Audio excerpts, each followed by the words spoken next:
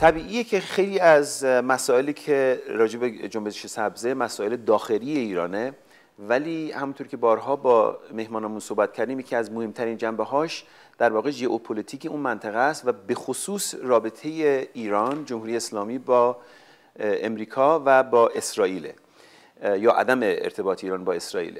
امروز ما خیلی خوشحالیم که آقای تریتا پارسی که در ضمن بنیانگذار یک سازمانی هست به اسم نایک که متشکل از بسیاری از جوانهای ایرانی امریکایی که در امریکا زندگی میکنن و اصلا اینجا بعضیشون به دنیا آمدن و بزرگ شدن و نقش خیلی اساسی دارن در واقع در لابی کردن. خیلی ما ممنونیم که آقای تریتا پارسی دعوت ما رو پذیرفته. تریتا جان خیلی ممنون که آمدید. As you know, paramount in our mind as a community is the cause of civil liberties, human rights, and institutionalization of democracy in Iran. But the fact of the matter is that the geopolitics of the region, President Obama, US administration in general, has far more critical issues in Iraq, in Afghanistan, in Pakistan. How realistic, Trita, do you think it is for us to hope and expect that the cause of democracy will remain paramount in President Obama's agenda? I think there's some significant sensitivities there. And I think we saw that this past summer. And I think we also seen that in the White House's reluctance to have any direct communication or engagement with Ahmadinejad.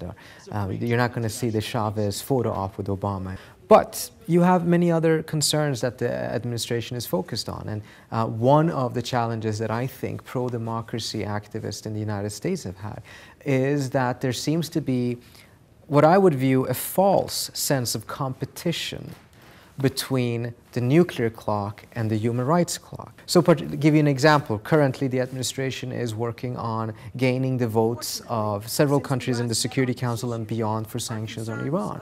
And there seems to have been a calculation that in order to be able to get the acceptance of those states for sanctions, you cannot then also afford to talk to those countries about the human rights situation in Iran, which has meant that opportunities have been lost or are about to be lost.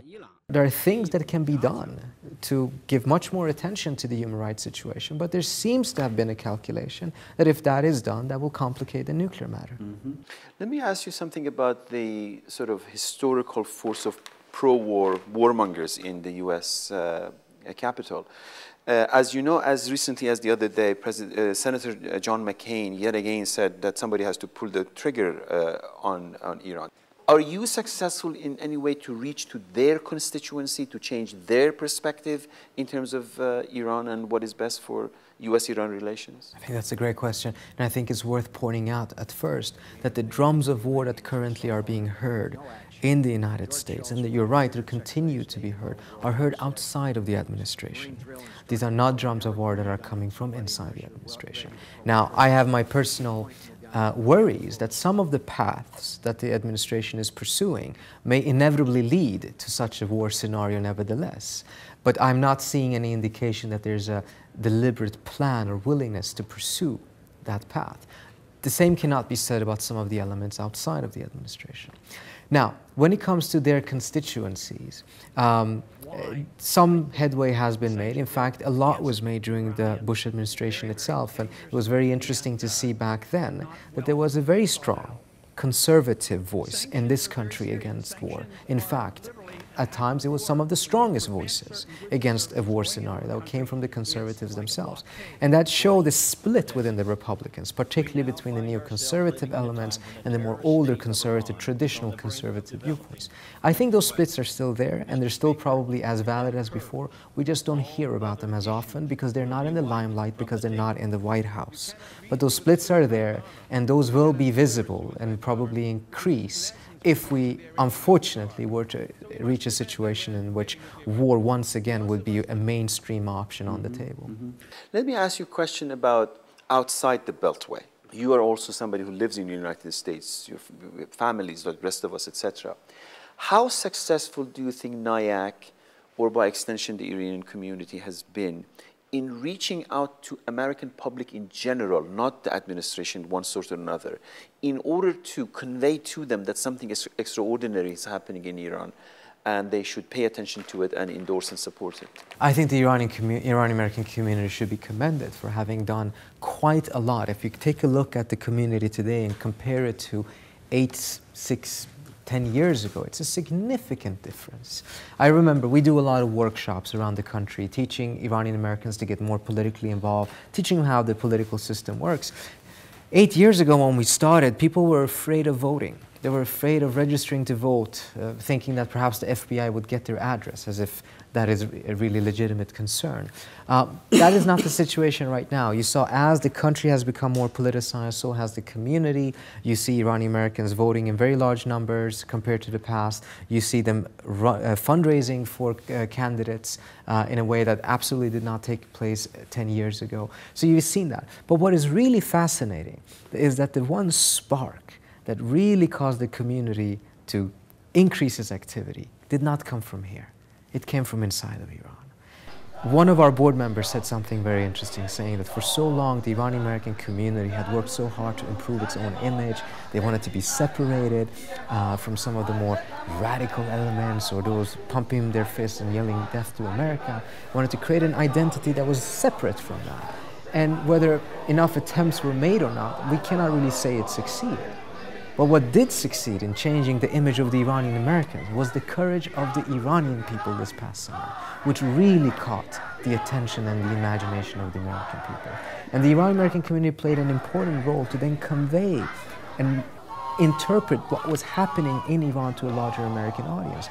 I saw, for instance, you on CNN on numerous occasions this summer. And if you take a look at the number of people on TV this past summer explaining what was taking place in Iran, more often than not, they were Iranian Americans. And that's one indication of how the community has played its role in making sure that this reaches the American public. Let me take that question one step further. As you know, at the end of the day, our concern is about 70 million plus Iranians who live inside Iran. And most of them have no clue what the lobby is and what the lobby does.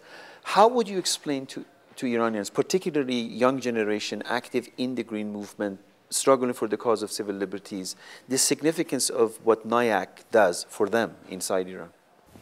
I think that's a great question. It's one of those areas in which we run into various different barriers, one being the language barrier, in the sense that our generation are not as fluent in Farsi, and even if we can speak it, we're not good writers. So whereas we can communicate in written in English, we are somewhat limited what we can do in Farsi.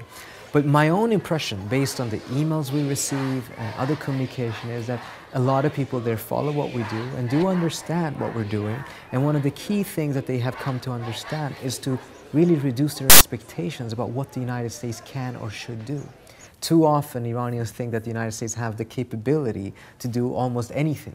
And particularly when you're frustrated, you want the superpower to step in and fix things quickly. But I think they've seen, A, the United States oftentimes does not have the power to do so. And perhaps more importantly, it doesn't oftentimes have the competence of doing so. You just have to take a look in the rest of the region to see that as a superpower, its ability to promote stable democracies is not necessarily as good as one perhaps could wish it would be. Thank you, Trita, for accepting our invitation, and good luck to your work. Thank you, sir. جنبش سبز مردم ایران مرز بین داخل و خارج از کشور را از بین برده است. طرفداران این جنبش هر جا که هستند آرزو و هدفی جز صلح و آزادی و عدالت برای همه انسان‌ها ندارند.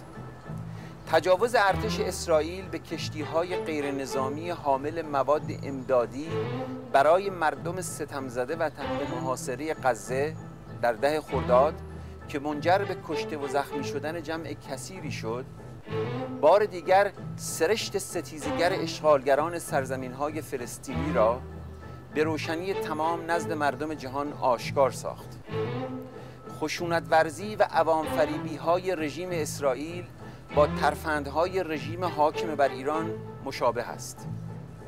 جنبش سبز به اقتضای آزادی‌خواهی و احترامش به حقوق و کرامت انسانی با نهضت‌های رهایی بخش سرتاسر جهان به خصوص با حرکت آزادی جویانه فلسطین همراه و همقدم است. همچنان که ما از ملت مبارز فلسطین باید درس استقامت و مبارزه با ظلم و زور را بیاموزیم، ملت فلسطین نیز در جنبش بری از خشونت مردم ایران حامی و پشتیبانی برای امروز و فردای خود دارد. من حمید دباشی هستم از نیویورک. تا هفته سبز دیگه، خدا نگهدار. مريت بالشوارع، شوارع القدس العتيقة، قدام الدكاكين اللي بقيت من فلسطين، حكينا سوا الخبرية وعطيوني مزهرية، قالوا لي هيدي هدية من الناس الناصرين.